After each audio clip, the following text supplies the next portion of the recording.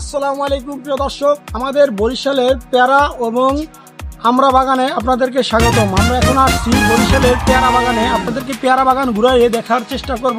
আপনারা অবশ্যই ভিডিওটা কন্টিনিউ দেখবেন। চলুন আপনাদেরকে আমরা পেয়ারা বাগান দেখাই।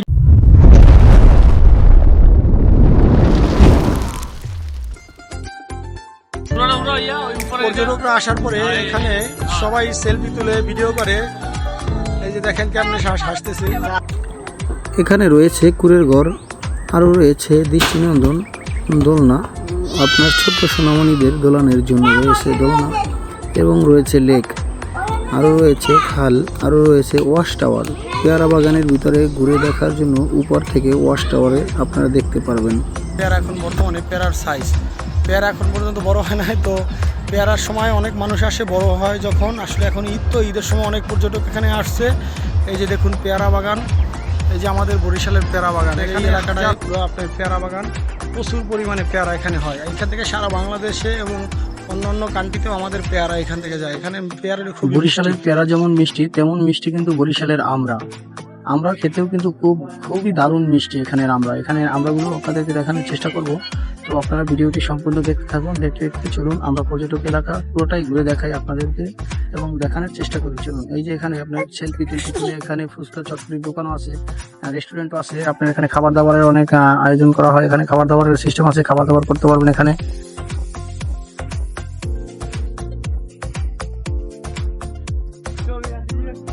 আমাদের বরিশালে এটাকে সাঁকু বলা হয়, এটা থেকে মানুষ পারাপার করে, যেভাবে পারাপার করে। এই যে দেখেন আমি উঠছি,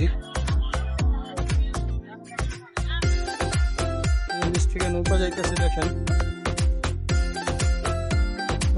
নিচ থেকে নৌকা যাইতেছে, এভাবে মানুষ যায়। এই যে পর্যটকরা এভাবে আসে, নৌকা আসে, ঘন্টা 400 টাকার মতো নেয় এরা। এখানে হাজারো পর্যটক আসে, দেশ এবং দেশের বাইরে থেকে হাজারো পর্যটক আসে পেয়ারার সময়। এখন পেয়ারা ছোট, তারপরেও দেখেন প্রচুর পরিমাণে এখানে মানুষ। এই যে হলো ওয়াচ টাওয়ার, এইখান থেকে আপনার সম্পূর্ণ পেয়ারা বাগানটি ঘুরে দেখা যায়। দেখছেন প্রচুর পরিমাণে মানুষ।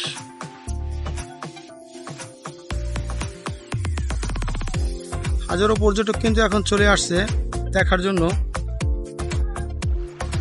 বাসমান বাজারে এই সমস্ত দোকান আপনারা পাবেন।